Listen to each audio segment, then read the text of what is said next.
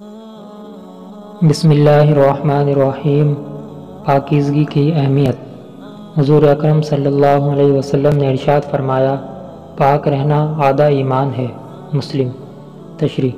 انسان دو چیزوں کا مجموعہ ہے، قلب اور قالب، اور ایمان کا کامل درجہ ان دو چیزوں کی پاکی سے حاصل ہوتا ہے۔ دل کی صفائی اور پاکیزگی تو سچے خیالات سے ہوتی ہے۔ دنیا کا خالق ہمارا مالک حقیقی اللہ تعالیٰ ہے، اور حضور اکرم صلی اللہ علیہ وسلم اس کے آخری نبی ہیں۔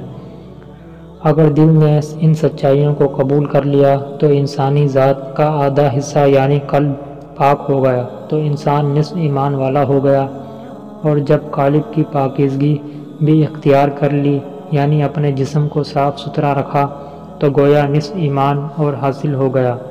اب قلب اور قالب دونوں پاکیزہ و صاف ستھرے ہو گئے، جو تکمیل ایمان کی علامت ہے۔